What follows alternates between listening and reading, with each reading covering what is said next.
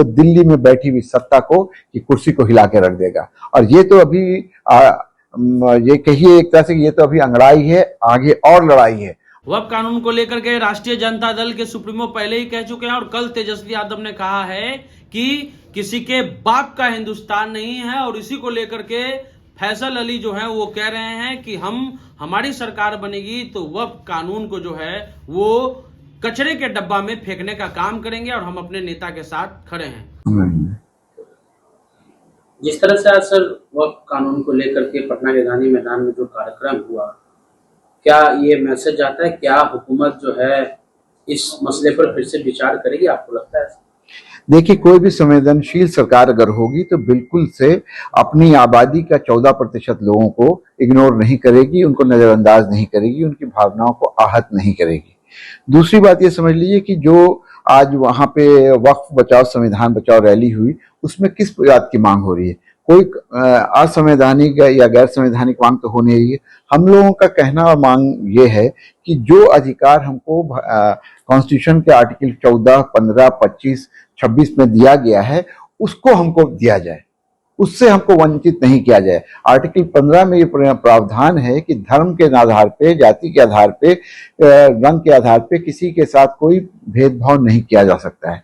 तो जो अधिकार हमको संविधान ने दिया है, बाबा साहब अम्बेडकर ने दिया है, उससे हमको वंचित क्यों रखा जा रहा है? भारत के मुसलमानों को 14% आबादी को क्यों वंचित रखा जा रहा है? वक्फ की लड़ाई जो है, वक्फ की लड़ाई यानी हक की लड़ाई, हम अपने हक की लड़ाई लड़ रहे हैं और संवैधानिक तरीके से लड़ रहे हैं। संविधान पे हमारी आस्था है और पूरा विश्वास है कि आज जो मैसेज गया है गांधी मैदान से, वो दिल्ली में बैठी हुई सत्ता को कि कुर्सी को हिला के रख देगा। और ये तो अभी ये कहिए एक तरह से ये तो अभी अंगड़ाई है, आगे और लड़ाई है। और ये लड़ाई तब तक चलेगी जब तक कि हम लोग ये वक्फ का कानून वापस नहीं करवा लेते हैं। और याद रखिएगा कि हम लोग कुछ भी कर सकते हैं, लेकिन शरीयत और शरिया की चीजें, जो दीन और इस्लाम से रिलेटेड चीजें हैं, उस पर हकमारी करने की कोशिश की जाए, उससे हमको वंचित रखने की कोशिश की है, तो ये भारत का मुसलमान कभी बर्दाश्त नहीं करेगा। एक सवाल ये है सर कि आज नेता प्रतिपक्ष भी उस मंच पे पहुंचे और आपकी पार्टी ने लगभग 12-1 बजे रात तक जो है वहां पर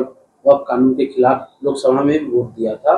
तो उन्होंने भी कहा है कि हमारी जब सरकार आएगी तो इस काले कानून को डस्टबिन में हम उठा करके फेंक देंगे। देखिए, मैं इस बात के लिए धन्यवाद देता हूं आदरणीय नेता प्रतिपक्ष, हम लोगों के सबके नेता, भावी मुख्यमंत्री तेजस्वी यादव को, कि उन्होंने इस बात को आज फिर खुले मंच से कहा है। और कौन लोग इसका साथ दिए, हम लोगों के साथ कौन खड़ा रहा सदन में, चाहे बिहार का सदन हो या देश की संसद हो, पूरे तौर से मजबूती से हम लोगों ने इसका विरोध किया है। और बिहार के सदन में भी नेता प्रतिपक्ष ने खड़े होकर कहा है कि जब ये सरकार आई हम लोगों की, तो इस कानून को हम लोग रद्दी की टोकरी में फेंक देंगे। और आज लाखों लोगों के बीच में खड़े होकर के अपने उसी वादे को उन्होंने फिर से दोहराया है। और याद रखिएगा, वो लालू के लाल हैं, एक बार जो कह दिया सो कर दिया, अपने वादे से नहीं हटेंगे। और इसलिए हम लोगों को पूरी उम्मीद है कि चाहे कुछ भी हो, बिहार में कम से कम हम लोग वक्फ कानून लागू नहीं होने देंगे। एक और मामला बहुत संवेदनशील है सर, इलेक्शन कमीशन ने जो नोटिफिकेशन निकाला है और जो उसमें शर्त है, उसमें सबसे ज्यादा SC, ST, OBC और माइनॉरिटी के जो वोटर हैं वो प्रभावित होंगे। तो क्या जिस तरह से महाराष्ट्र में हुआ वही चीज इलेक्शन कमीशन बिहार में भी करना चाह रही है?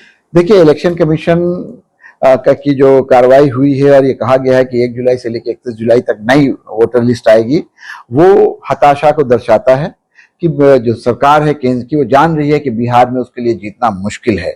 और ये भी अपने आप में एक सच है कि कुछ भी कोई कह ले, जो घोर विरोधी हैं तेजस्वी यादव के, वो भी इस बात को मानते हैं कि तेजस्वी यादव के बराबर का कोई नेता किसी दूसरे दल में नहीं है। जितने सर्वे आ रहे हैं उसमें ये दिख रहा है कि तेजस्वी यादव बहुत आगे हैं, मुख्यमंत्री के पूरे बिहार में पहली पसंद तेजस्वी यादव है। दूसरे नंबर पर नीतीश कुमार हैं, जो बहुत पीछे हैं, और जो छुटभैया नेता लोग हैं वो तो कहीं है ही नहीं। तो ऐसी स्थिति में भाजपा को चुनाव कौन जिताएगा? जनता हमारे साथ है। लोक जो है, लोकतंत्र में 2 चीज होती है, लोक और तंत्र। लोक जो है वो तेजस्वी के साथ है, लेकिन तंत्र जो है वो भाजपा और जदयू के साथ है। तो तंत्र का दुरुपयोग कर रहे हैं ये लोग, और तंत्र का दुरुपयोग करके चाह रहे हैं कि किसी तरह से वोट को प्रभावित किया जाए। एक बात समझ लीजिए कि जो अभी जो गाइडलाइन आई है, नया जो निर्देश आया है इलेक्शन कमीशन का, उस पर 2 सवाल है। एक तो ये कि फरवरी में नई